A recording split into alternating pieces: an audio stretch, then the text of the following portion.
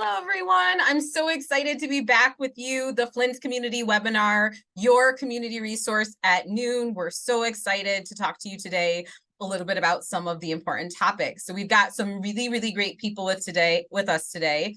Just in time for the time change, we've got Dr. Robin Tucker here to talk about how we manage sleep and how we can do a better job with that and how to get more sleep. And we've got a Flint Registry update. So we're going to talk all about the Flint Registry, their wonderful resources, and all of their wonderful events. So we're going to get right into it. Thank you so much, Dr. Tucker, for being here today and talking to us a little bit about how we can get more sleep. My pleasure. Let me get everything lined up here, and hopefully I'm going to close some stuff. Maybe. I'm guessing putting our reminders away is a way to get more sleep. Is that going to be one of your? In my defense, I am left-handed. I broke my arm about a week and a half ago, and so everything is just a bit more challenging. Everything's a little harder. When you're doing things one-handed. All right, so I want to get started because I have a tendency to talk too much about this topic that I'm very passionate about. So I want to be respectful of time today. I'm here to talk about sleep hygiene and hopefully give you some tips, tricks, techniques to help you get more and better sleep. So let's just get started. Maybe. Okay. So if you can't sleep or you have sleep issues, it's maybe reassuring to know that you're not alone. About 1 in 3 Americans, or about 35% of American adults, report that they're not getting enough sleep each night. And enough sleep is usually what we would say is at least 7 hours a night. My map here is showing you that there are some geographic differences in the prevalence of short sleep, meaning that the darker red your state is, the worse off we are in terms of getting enough sleep. And you can see that Michigan is one of the worst here. Now, we don't know exactly why Michiganders have such trouble with sleep, but you can see there's some interesting groups or areas of the United States that seem to report similar problems with sleep. This is an area of research that's currently underway. But I think it's really interesting to see kind of how these clusters happen. But just know that you are not alone if you're struggling with sleep, okay? The reason that I'm worried about your sleep is that I am worried about health, public health, personal health, you name it. If you've got sleep problems, and those include things like not getting enough sleep, or even just feeling like you're not sleeping well, poor quality sleep, those issues are related or associated with all 10 leading causes of death in the United States.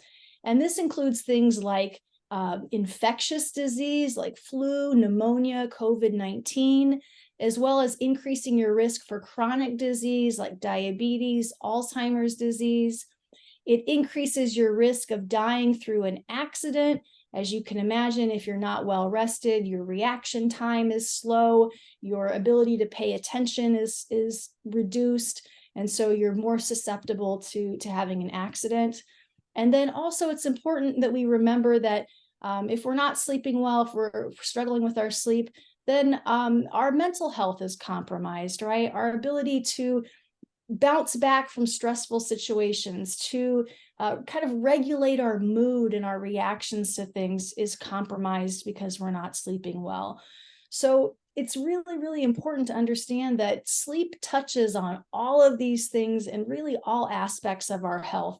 So if you're not sleeping well, if you're not sleeping enough, if you minimize the importance of sleep, if you think, oh, it's okay, I can get by on 5 hours a night and I'm not really doing any damage, I'm here to try to convince you to rethink that philosophy.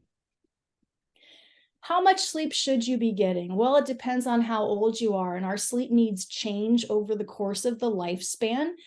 You can see here, if you've got a newborn, they should be sleeping anywhere from 14 to 17 hours a day. But as we progress over time here, really the minimum that we think is appropriate to maintain good health and to reduce your risk of chronic disease is at least 7 hours a night. And that, it is, there's some individual variability to that, But what I can tell you is that your ability to perceive your deficits in performance, or like your ability to pay attention, your ability to have good reaction times, the less sleep you get, the worse you are at being able to perceive that. So we may be misleading ourselves thinking like, oh, it's okay, I'm fine, when really we're actually not. So just wanted to post this slide here because you might have little ones at home that you're taking care of or that you care about, and just understand that they do need more than kind of that 8 hours of sleep that we often hear is like how much sleep we're supposed to be getting. So I want to walk you through this weird looking figure just for a couple of minutes here, because I think it will help you to understand some of the recommendations that I'm going to share with you later on in the presentation. And really what this figure is trying to show you is the two systems that help us fall asleep. So when these two systems are working together as they should, it's quite easy for us to fall asleep when we want to. But if one of them is out of whack, if one of them is not, functioning the way it should, that's when we sometimes have sleep problems, or we're more likely to have sleep problems. So let me just kind of explain what's going on here. Along the bottom of my image here, I've got wake, and then we're awake all day, and then we fall asleep, we sleep all night, and then we wake up again, okay? Now, let's talk about these two systems that are going to help us fall asleep. The first system we have, it's called the homeostatic sleep drive system. And that's kind of a fancy term. I kind of like to refer to it, and others refer to it as sleep debt. I think we understand the concept of debt, right? You don't have enough stuff, right? In this case, we don't have enough sleep. But what happens in sleep debt is shown in this purple line here. When you wake up, hopefully you've had a great night of sleep, you're well rested, you're ready to tackle your day, you're going to have very low sleep debt. Your drive to sleep is going to be quite low. You don't need to take a nap immediately after you wake up, right? Over the course of the day, you can see that my sleep debt starts to accumulate, and there will come a point where I can't accumulate any more sleep debt. I'm at my peak level of sleep debt. So that's one system. The other system that has to help us out as well is called your circadian rhythm of alertness.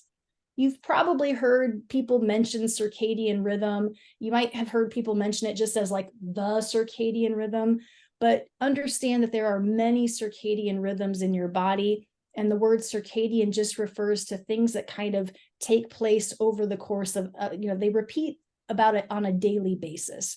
You have circadian rhythms of digestion. You have circadian rhythms of body temperature. You also have circadian rhythms of alertness. So for most of us, when we wake up, right over here, if you can see my cursor, when we wake up, we're not super alert, right? Like you're not ready to just kind of jump into things. If you're like me, you need a little time to kind of wake up, make that transition from sleeping to consciousness. It may involve some caffeinated beverages, but you kind of slowly ease into your day, and you become more alert as the day goes on. You're going to become more alert, more alert, more alert. And at some point during the day, you're going to kind of reach that peak level of alertness. If you're a morning person, it might be kind of late morning for you where you're working at your best. If you're a night owl like me, it's going to be a little later in the afternoon when you feel maybe your peak level of alertness, but you will reach a peak level and then it will start to also decline. Okay. So alertness is starting to fall.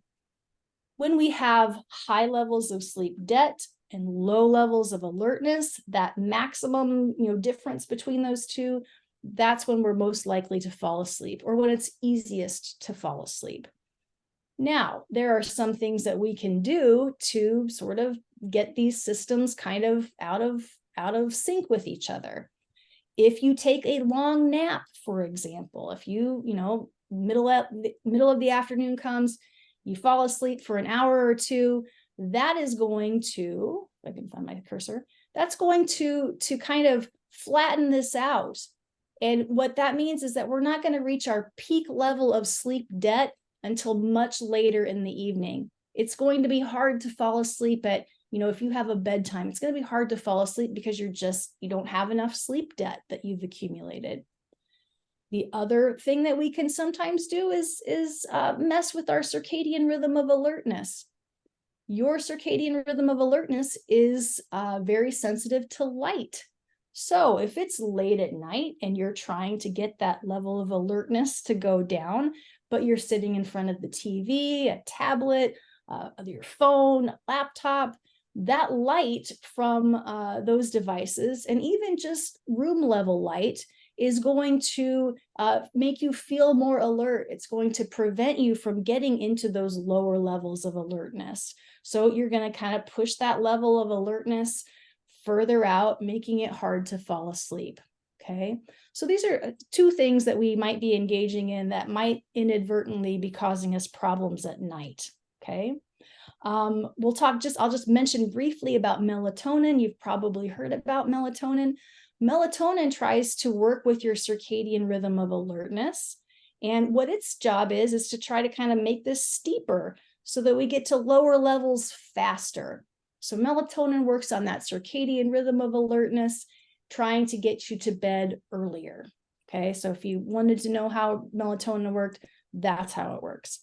So keep these two systems in mind as we go forward, and I give you some of those tips to help you fall asleep, okay? When we think about what might be causing our sleep problems, we kind of lump those causes into maybe three main factors or three main components, three main baskets, whatever you want to call it. We have physiological problems that could be causing our sleep issues. We have environmental problems that could be causing sleep problems, and behavioral issues that could be causing sleep problems. So let's break those down real fast here. Physiological problems could be something like obstructive sleep apnea. This is a condition where your airway collapses repeatedly over the course of the night. And when that happens, your brain sends a signal to kind of wake the body up and remind it to breathe. Now, this doesn't just happen once or twice over the course of the night. This can happen dozens, if not hundreds of times a night. You're continuously waking yourself up. You're not able to get to those restorative stages of sleep that we really need in order to feel our best the next day. A classic sort of situation that you'll hear if somebody says, well, man, I sleep 8 hours every night, but I just can't make it through the day without a nap. That's a sign that they might have sleep apnea. And the thing is, you don't always remember every time you wake up during the course of the night. So you might think that you're sleeping through the night just fine. What's the problem? That's something that you need to talk to your doctor about. That's a medical or a physiological problem that needs to be treated with the help of a physician. Hyperglycemia or high blood sugar. If you have diabetes, you may have high blood sugar. One of the ways that your body tries to reduce that blood sugar is by getting rid of it through urination. So you're making frequent trips to the bathroom. If those are happening during the night while you're trying to sleep, you're going to disrupt and fragment your sleep. That's not going to help with that restful, restorative quality of sleep that we appreciate. That's going to be a problem. You can work with your physician to change your medication, change your diet, work with a dietitian, and make sure that you're not having those high levels of glucose over the course of the night. You may also have a diagnosed sleep disorder. Maybe you have restless leg syndrome or a variety of other diagnosable causes that can benefit from medication. All of these things are physiological problems that you should see your doctor about. If you have any questions, go and see your physician and get a workup and see if there's something that we can fix with medication or with other treatment modalities to help you feel better and get more sleep. So that's one cause. Another cause is environmental issues. And what I mean by that is the surrounding environment of where you're sleeping. Is it too hot? Is it too cold? Is it too noisy? Is it too bright? These parts of your environment are going to contribute to sleep issues if they are not dealt with or addressed. We'll talk about some ways that you might be able to do that, to fix that in just a minute. The other set of problems, or kind of bucket of problems that we might have, are problems of our own making, right? I can't fix obstructive sleep apnea by myself, but there are behaviors that I can engage in, or behaviors I can refrain from, that will help my sleep, right?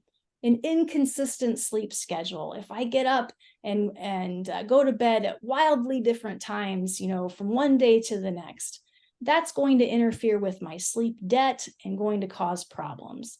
If I'm drinking caffeine too close to bed, right? We all know that we shouldn't be drinking caffeine, right before bed.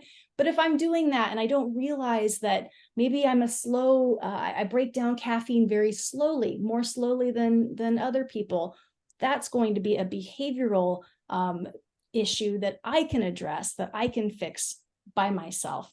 So when we work with people at MSU, we have a program that I'll talk about at the end called the Sleep Education for Everyone program, or SLEEP. We work on identifying and fixing those environmental and behavioral problems that we might not even realize are contributing to our sleep issues. And that's what I want to focus on today. So the rest of my presentation is kind of centered around this tool that we often use to kind of help people identify behaviors that are going to be causing problems for them. It's called the Sleep Hygiene Index.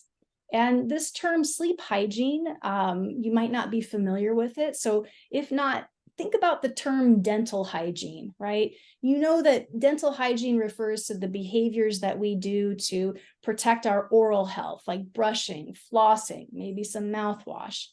Sleep hygiene is the same concept. It's the behaviors we do or don't do that are going to protect and improve our sleep. So the Sleep Hygiene Index is a tool that consists of 13 statements. We read the statements and then we have the opportunity to respond that we always do this behavior, we frequently do it, sometimes we do this, we rarely do this, or we never do this behavior. And the behaviors that you say that you always or frequently engage in, those are the behaviors that I would encourage you to see if you change them, does that have an impact on how well you're sleeping? So it's the always or frequently that we're going to target, okay? We're going to go through these kind of individually, so I won't read them all right now, but each slide I'll put a few up and we'll talk about the reasons why we are going to encourage you to not do these types of things or to engage in them less frequently. So let's move on to the next point here. So there are several of these recommendations or several of these statements that kind of cover the same concept. And so I've grouped them together. Point number 1 says, I take daytime naps lasting 2 or more hours. Do you always or frequently do that? Are you having trouble sleeping at night? That might be something that you want to change. I go to bed at different times from day to day. I get out of bed at different times from day to day. I stay in bed longer than I should, a couple of times a week. If you're always or frequently doing these things, those would be things that I would encourage you to try to reduce the frequency of doing. And the reason for this is, if we go down to kind of the second point here, and then I'll hit the first point again, or really we want consistency. Consistency in bedtime, consistency in wake time. These are really going to help you to get to sleep at the time you want to, okay? When we work with people through MSU Extension, we ask them, everybody, the first week we do stuff, this is the goal we want you to try this week. Set a bedtime and a wake time and stick to it for 3 days in a row. And now you have to give yourself at least 7 hours of sleep opportunity. We want to make sure we're trying to get enough sleep, but try that and see if that helps. Now, the first night you do this, you're not going to notice anything because it's the first night, and ignore that. The second night, you might see some benefit, but really by the third night, what this is doing is it's really kind of getting your body on a schedule. It's helping with circadian rhythm. It's helping with accumulating enough sleep debt so that the time that you want to go to sleep, you're ready to go to sleep. And when we ask people, they take our program, what's one of the most effective changes that you've made? They come back to that one. Consistent bedtime, consistent wake time. This is not rocket science. This is not difficult to understand, but it can be very difficult to put into practice. So that's why we're going to encourage you to try it and be as consistent as you can. Now, nobody's perfect. We're not robots, right? We can't do everything perfectly the same day. So there's going to be times when you're going to want to stay up late and enjoy, maybe be social, watch something on TV, whatever, right? If you stay up past your bedtime, try to make sure that you're going to get up at that wake time that you've set and keep that consistent. You might be a little bit tired the next day, but it's going to help you fall asleep at night and get back onto your regular schedule because you will have sufficient sleep debt to do that. If you take a nap, you're reducing that sleep debt and you're going to kind of start this vicious circle of can't get to sleep at night, need to nap during the day. And so we're trying to maintain that consistency. So I hope that makes sense. All right, moving on.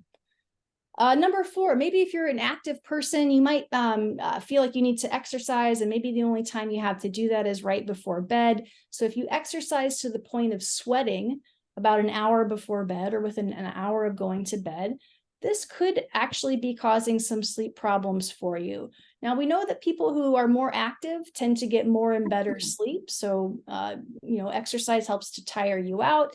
But if you're doing it right before bed, that could be causing problems because it's going to raise your core body temperature, okay? Your core body temperature will be higher than it normally is.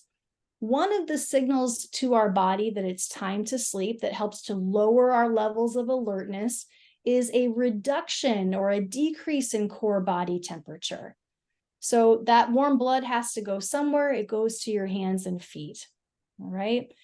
So one of the kind of hacks that you could try if you feel like this might be something that is interesting to you, science shows that a warm bath or shower about an hour before bed helps to, kind of drive this drop in core body temperature a little bit faster. It facilitates it so that your core body temperature drops. Now, you're probably saying, well, won't that warm bath or shower, warm me up? It'll warm up my core. And it does while you're in the shower. But once you step out, it starts to drop that core body temperature, sending the signal to your brain that, hey, it's time to relax and fall asleep. That exercise will elevate and maintain that core body temperature elevation far longer than the shower will. So that's the difference between exercise and a shower. So we've had people try that, in our classes. Some say they feel like it does work. Maybe it's relaxing. It can be part of your bedtime routine. Other people, it doesn't really work for me, but you won't know until you try. Moving on. I use alcohol, tobacco, or caffeine within 4 hours of going to bed or even after going to bed. Again, I think we all probably know that those substances, if you have a glass of wine or something before bed, you might feel drowsy. You might feel like it helps you to go to fall asleep. But over the course of the night, it actually prevents you from getting into those deeper, more restorative stages of sleep. So you actually kind of come out of that, the next day with maybe not feeling as well rested as you should have. One point about caffeine, I think this is common knowledge, but what you might not understand is that there are genetic differences in how quickly we break down caffeine. So for some people, we break down caffeine very quickly and its effects, are out of our system quite fast. Other people take much longer time to break down caffeine.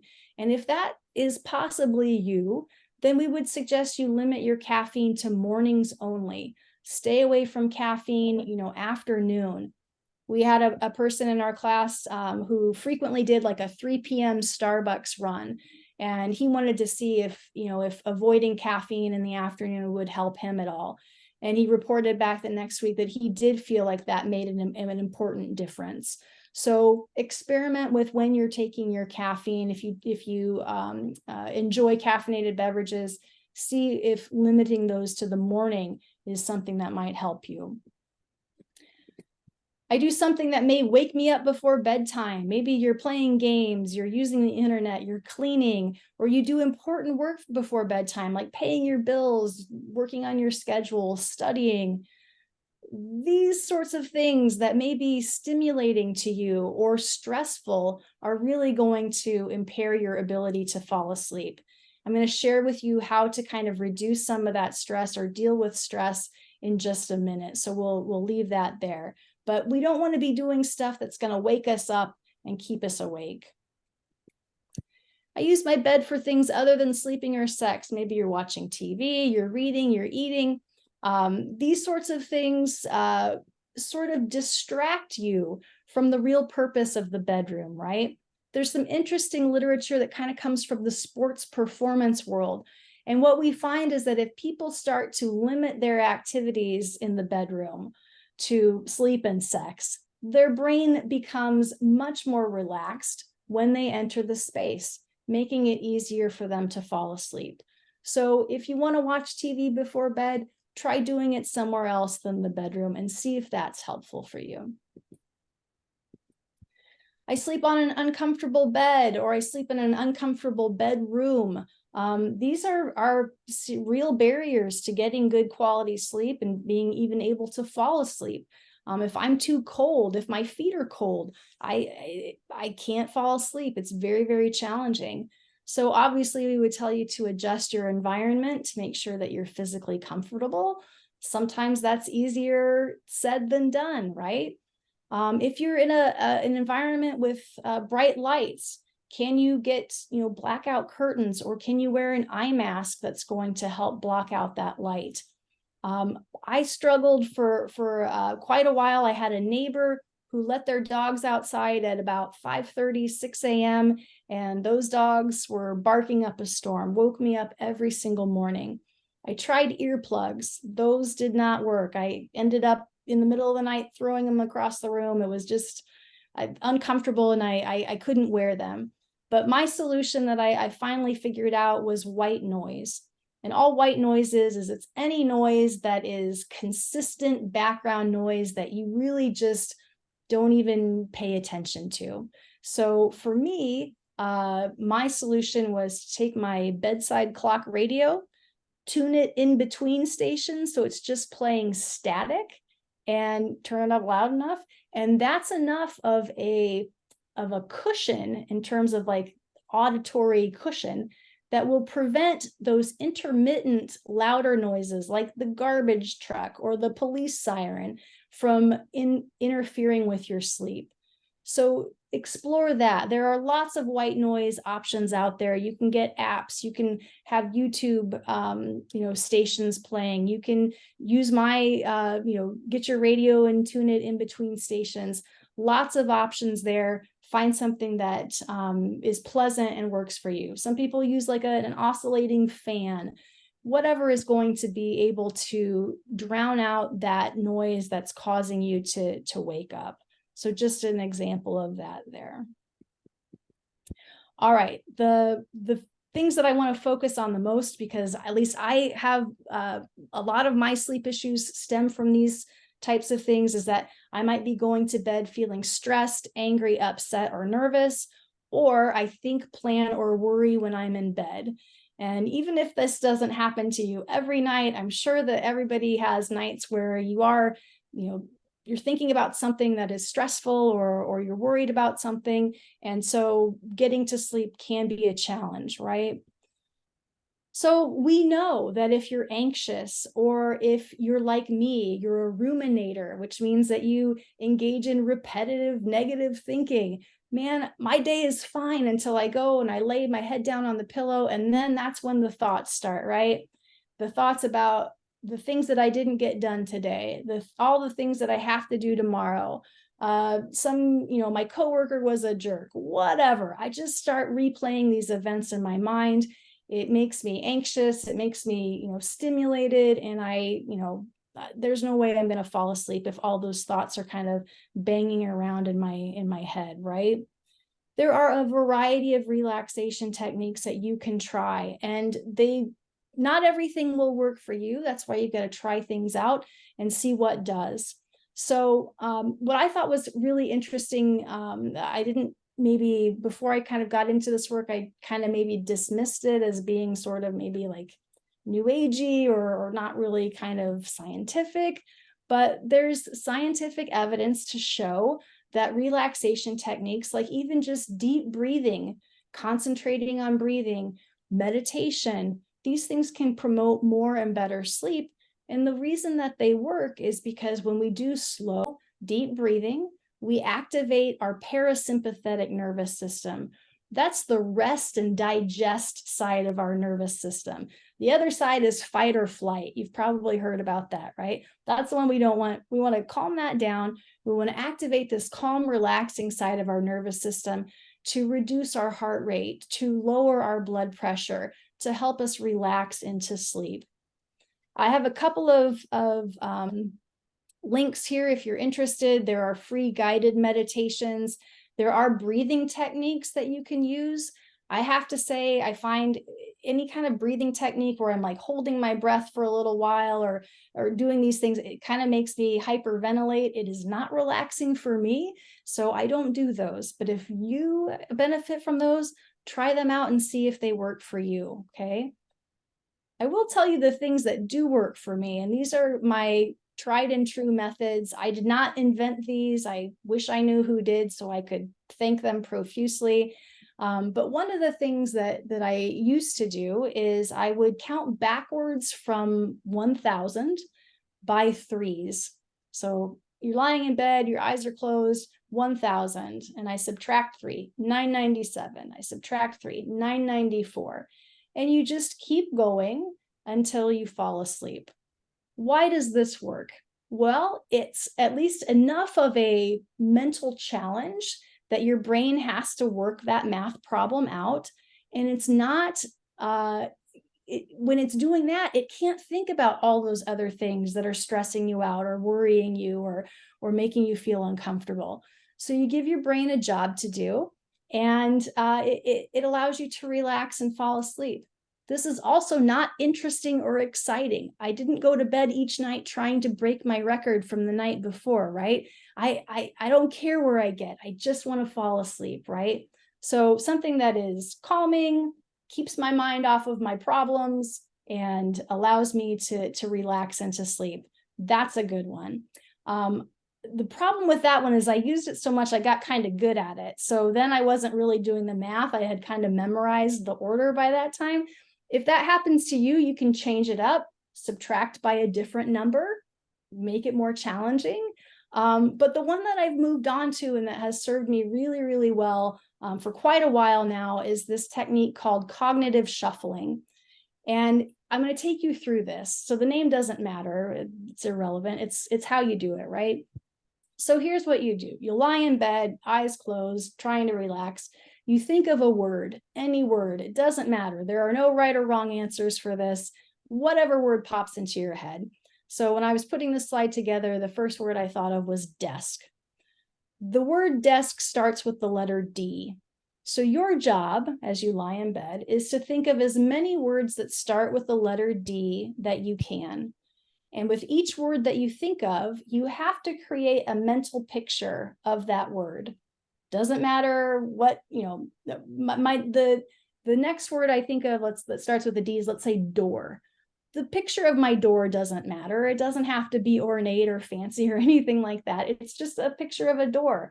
And then the next D word that I think of is dog. Maybe I think of, I picture my own dog. The next word I'm going to think of is dish. And I think of make an image of the word dish in my head. And you keep going at a fairly quick pace because you don't want to give your mind time to wander. It needs to stay on task, but you keep going until you run out of words that start with that letter. And then you go back to your original word, which was desk, and you go to the second letter, E. Now I'm thinking of all the words that I can that start with the letter E, and I just repeat this process. And I will tell you that it's very, very rare that I get through an entire word and I'm still not asleep.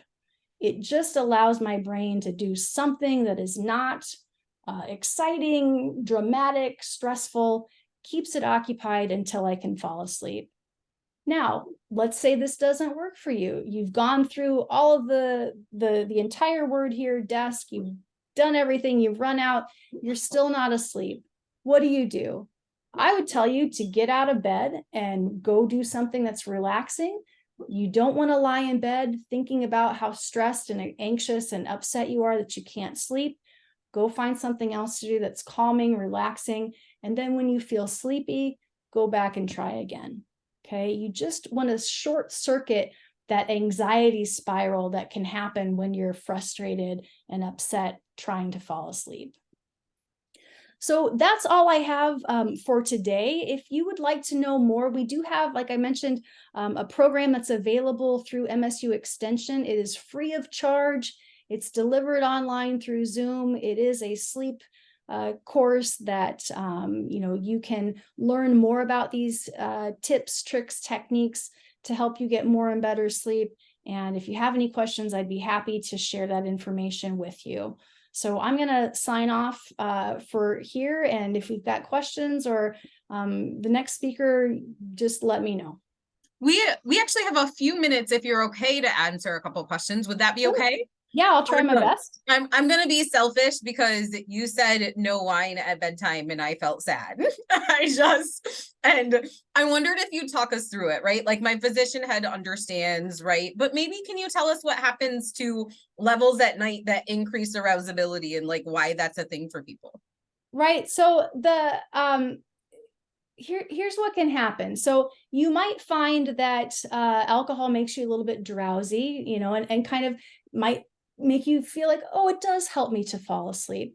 But what we know is that as the alcohol is metabolized, it's going to prevent you from getting into REM sleep and to deep sleep.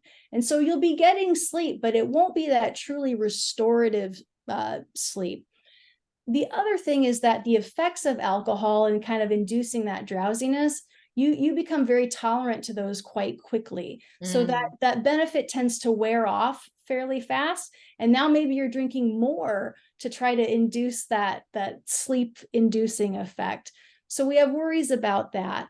And obviously, if you're taking any medication that is trying to help you sleep, that's going to be a worry about any kind of interactions with that. So typically we just don't recommend alcohol as the way to go in terms of trying to solve any sleep problems that you have. Definitely not the solution to sleep problems. That makes total sense. One of our guests has a question about CPAP and sleep and how CPAP and compliance can affect sleep. Can you talk to us a little bit about that? Sure. So CPAP, that's the device that you use if you have a diagnosis of chronic obstructive sleep apnea. And it's going to help to promote the airway to stay open, right? To prevent it from collapsing. And so people who use CPAPs often, my brother-in-law, for example, he was diagnosed with sleep apnea, got the CPAP, said it was night and day in terms of just how much better he was sleeping, how much better he felt the next day, the energy and so on. But I know for a lot of people, compliance is hard. The machine may be uncomfortable, it's loud, it may cause problems if you're sleeping with a partner and their comfort and things like that. So we know that sleep improves with the device, but it may not be the easiest thing in the world in terms of maintaining your consistency with using it. I don't know if that was the answer to the question or if that helped. It's something I see in my office a lot, right? It is sort of a night and day. As soon as people start using CPAP, they come back within a couple of days and they're like, my sleep was so much more restorative. We've got some questions about what people should be talking to their doctor about around sleep. And I think you alluded to some of those questions in terms of, or some of those answers when you talked about medications, and if you're on medications, or times in which if you're taking, extended naps during the day, if you're finding yourself completely unrested, all of those sort of questions, that those are things we should be looking to talk to our doctors about. Yeah, I think if you kind of looked at the sleep hygiene recommendations and you've made a good faith effort to try to improve your sleep hygiene, and you're still not feeling that you have the energy that you think you would have if you were sleeping well, if you aren't able to sleep as long as you would like, these are things that I would take to my physician and say, look, is there, should I be seen by a sleep medicine specialist? Or are there other things that I should be trying? What we know is that, there are sleep medications out there that people can try. They are often a great quick fix. Like they can address your immediate acute sleep problem. But if you don't address the sleep hygiene issues that might be causing that problem, those medications, you can develop a tolerance to them. They may have undesirable side effects that you just don't want to put up with. And so you might just, take that for a little bit, feel like you've solved your problem, but over time, you're kind of right back to square one. So it's the combination of medication and sleep hygiene that will really do the best job in helping you to solve any of the sleep problems that you're having. And when you talk about tolerance to the medicine, it's sort of, you get used to it, right? You sort of get Exactly. used So to, kind of stops working. It's not as yeah. effective as it was. Yep. So one of the things I see in my office is a lot is like, okay, some people might not tolerate CPAP.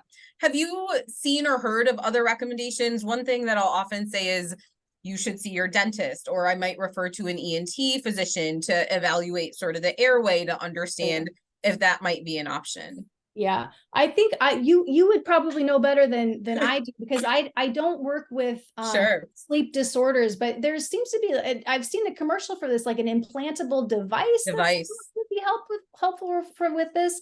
I feel like that's, I don't know, for me, that's a pretty serious step. Yeah. But I don't know the details of that, but I think this is an area where medical device companies and pharmaceutical companies are really trying to make advances because of so many people that are affected with these problems, right? It's a huge percentage of our population. So I think you're right. It underscores how pervasive it is amongst people, and how much people are looking for solutions that are sort of permanent and really sort of solve the problem. My experience has been in the office that, just like you said, we're doing sort of a stop bang questionnaire or a screening for sleep apnea, and oftentimes we're having conversations about, have you seen your dentist? Have you seen the ENT to evaluate some oral maxillofacial stuff that might be a response, or oral stuff that might be, we might be able to help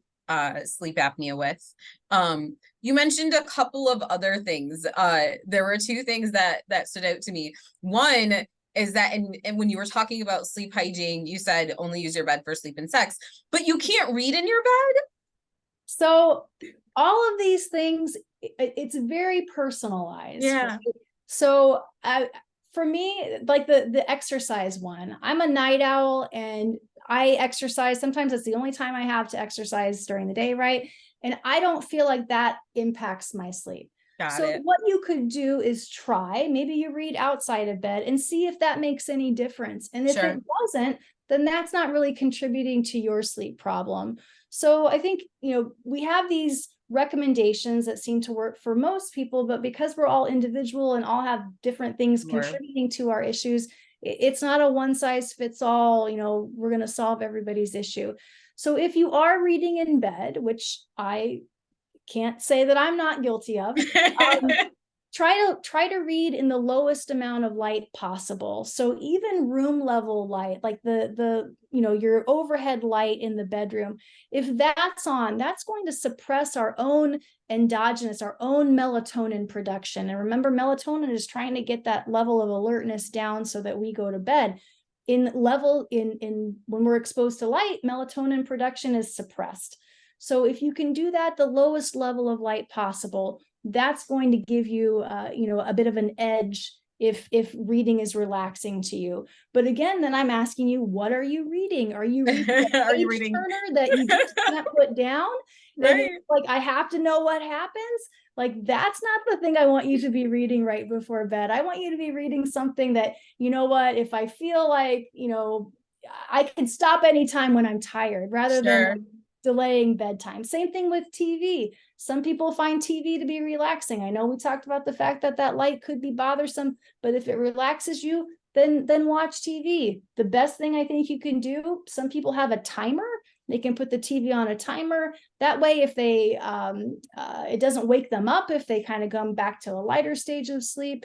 And that might be a solution as well. So as with most things, we don't have like black and white recommendations. Yes. We have, what's going to work for you. And honestly, you don't know these things until you try them. So yeah. if it works, great, keep doing it. And if it doesn't, then it's not causing your issue and you don't have to worry about it. We had two follow-up questions that are closely related. One was, you mentioned, coffee close to sleep sort of depends on your ability to metabolize it, but in general is sort of makes sense for us to think about avoiding it. Do we have to do the same thing with decaf beverages? Is that something we should be thinking about? So decaf is not going to have that caffeine effect, right? But any fluids you're taking in, we have to somehow get rid of those, right? At some point. So if you're having trouble with getting out of bed, at night because you have to go to the bathroom, then think about when you're taking your last drinks, right? Maybe you want to stop a couple of hours before bedtime. And maybe if you are like really parched, just a couple of sips, rather than knocking back a whole glass of water right before you go to bed. So kind of planning out when you're drinking might also be important.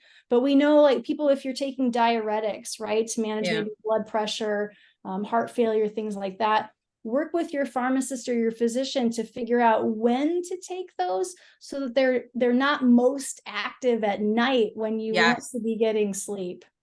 I'm so glad you mentioned that, because when I talk about high blood pressure in the office and I'm putting, or someone has heart failure and I'm putting someone on a diuretic, I am having conversations about when they should be taking it so that they're not getting up at night, particularly for people who might be at risk for falls, right? So we want to avoid that risk.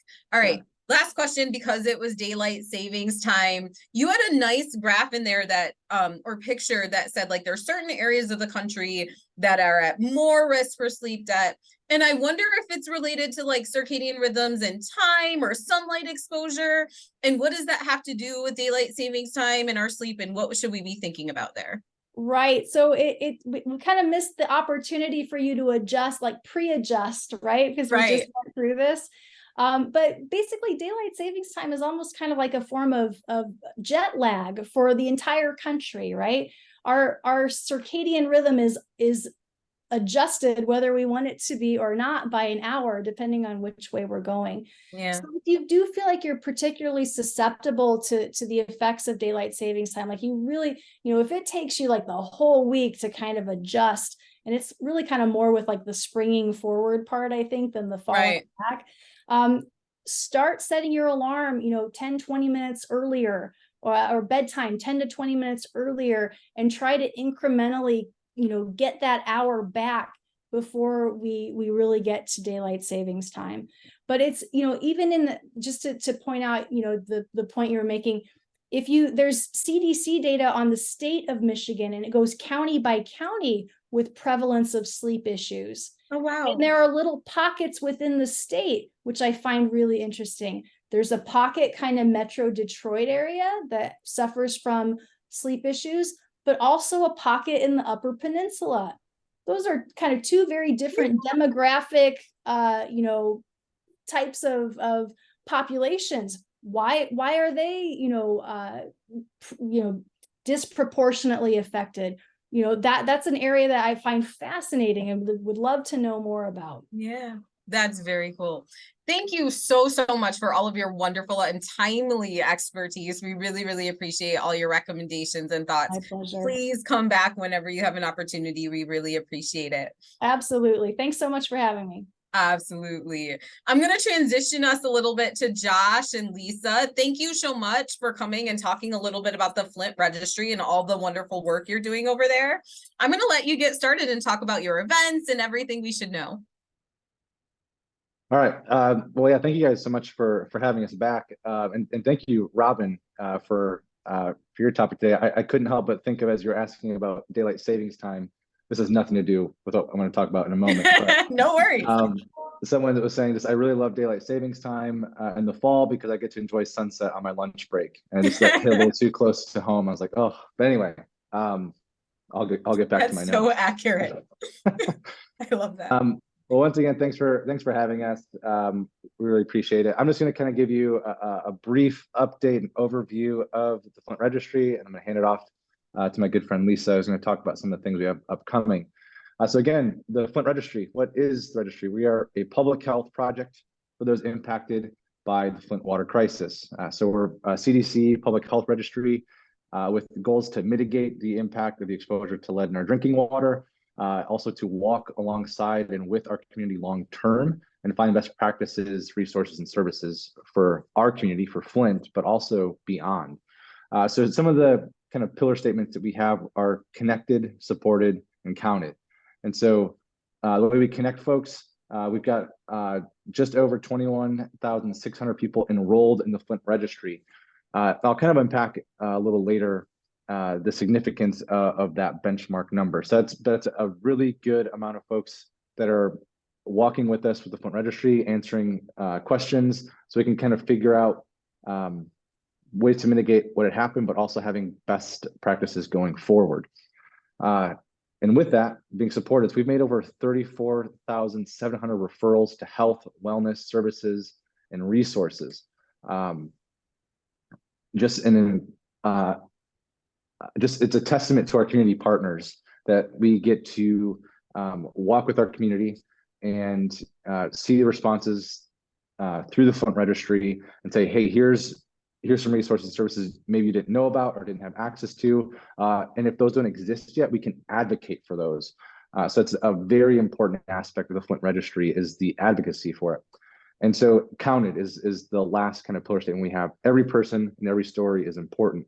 And what that means for us is we are very community driven. The Flint Registry is a story of community action. So from the very beginning of the Flint Registry, we've met with community leaders, community voices, saying, what do we want this to look like? And the registry is something that was requested by the community. We needed something to advocate for Flint. Down to our logo was designed by a community member in Flint. So we can't emphasize enough the importance of walking hand in hand with the community of Flint. So just some of the numbers I mentioned again. So as of the end of October, so these are fresh numbers off the press, 21,643 people are enrolled in the registry. There's a small breakdown there of adults to children. And if you go on our website, you can even get more breakdown of demographics, some of the information on referrals, different health outcomes, lead replacement, and things like that. There's a ton of data on our website. So if you go to flintregistry.org/results, I'll put that link in the chat as well. You can get a more robust look at, like I said, demographics, health and nutrition impact, and a few other categories. I'm gonna jump around my slides a little bit because I want to segue to my friend Lisa. Like I said, community voice is incredibly important to us. So on our website right now, we have a form you can fill out just to have your voice and your story shared. And so it's a way you can say, I want to be more involved in what the registry is doing in the community. I want to share my story about whether it's something that you have a story to share about the Flint Registry or just being in Flint in the last 9 to 10 years. Again, the community is the heart of everything that we do. We're located in Flint. A lot of our folks either are in Flint or near Flint. And this community is so important to us. And we want to make sure that every person, every story is counted and that they know that their voice is being heard. Again, I can't emphasize enough that Flint's home for me. So this is, these aren't just kind of like sayings that we have. Like Flint born and raised in Flint, family and friends are here. So this community is important to me, but so many people here on our team. And what I mentioned before is in some of our demographics, we want to make sure we have good representation within our Flint Registry membership. Membership is just a fancy way of saying you're enrolled in our registry. And one of the things we've noticed as we're going through some of the folks in the registry is we have a lower demographic of men. And so one of the things we want to do is have some focused opportunities to engage with men in our community. A conversation I had, this is a few months ago now, but it was a friend of mine said, "Oh, I thought the registry wasn't for me, or wasn't for X, Y, or Z." And so just making sure folks are aware of what the registry is here for. Here for families, here for you, here for Flint, and even beyond. Like, I mean, there's other communities that are going through similar scenarios that we're able to connect with and help them be more proactive than reactive because of the work of the Flint Registry. So with that, I just want to hand it off to my friend and colleague, Lisa, to talk about an upcoming event we've got and just kind of the heart of our outreach and engagement. Hey, Josh, can I say that was an excellent transition? Like, I was like, oh, I see what he did there. Like, killed it. You totally rocked that. Thank you so much. Thank you. Josh is amazing at that and really great puns. So Oh, don't ever open the door for him, because he will have There's no such thing as great puns. I'm sorry. But this coming Wednesday, we have our wonderful Men's Health Forum, and we have some just amazing community voices participating. Leon L. Elamine from the MAID Institute works with folks who are formerly incarcerated and at-risk youth. Jim Ananek, who I think we all know, leadership in a leader for Flint through unbelievable crises, including the water crisis and the pandemic, and now leading the Greater Flint Health Coalition and guiding Flint to a healthier future. George Conway, the Reimage Collective, he does a lot of work with families at risk and counseling, and works hand in hand with Sean Hart from Involved Dad, talking about how important healthy dads are to our families, our community, and to our state, even, the health of all of us together. Dr. Scott Kizzy from the Carmanos Cancer Institute. Cancer is a real concern in Flint. There's a lot of concern in the community that exposure to the toxins from the water crisis may have other impacts on people's health. So we have him there to answer questions about cancer in our community and how it's impacting our men. And then Ken Lemons, also from the Greater Flint Health Coalition, who does a lot of work around opioid addiction and mental health crises. It's a great way for us to get together and talk about the importance of men in our community. And really, what I really like about this event, we have worked really hard to create an outreach program that goes hand in hand with the community. Just like the Flint Registry has been informed by the community in its design and its implementation, we listen to the community and try to address what they need from us in our outreach. The fact that we can start having some of these events at CHM in Flint, I agree. I think it's so wonderful for the community to know that we can invite their voices in to share in creating a network of better health for them, their families, and our community. That MSU is a community space that's welcoming, and that we are always listening to the voice of the community, and we want them in there helping us make decisions and guide us in the directions that we need to go to really support each and every member of the Flint Registry and of Flint. I love this so much. So as we think about the MSU College of Human Medicine, just for context, if people don't know, we have a campus here in Flint. We train students in Flint. We also have big public health work that's happening in Flint. This webinar is an extension of that work. And one of the things we love, and I appreciate you making the point, Lisa, is it is imperative, and the thing we tell our students is they're not here to train, they're here to serve a community that has opened their arms to them and really allowed them to be collaborative in their learning experience. And so bringing an event like this into the Flint building and really having an opportunity for people, one, to be in that space that is a shared space, right? Like it's a space that is intended to be for them, and learn about the things that are important to and necessary for them to thrive is part of our mission as a college, but just a part of what we do. And it's so like consistent with the things that we see in Flint. It's part of the reason Josh said, you know, I'm from Flint. I love Flint. I get it, because Flint wraps you up and, you know, puts its arms around you. And I'm trying to make sure my students understand that when they get there, and super appreciate you all for making the point. Yeah, I live in Flint too. And I mean, the big thing to me, we can't have a good public health program if the public is not part of the mission. And we should leave it there. We can't have a good public health program if the public is not part of the mission. That is where we will leave you. Thank you so much, everyone, for tuning in today. We really appreciate it. Thank you. Units for community health workers right there.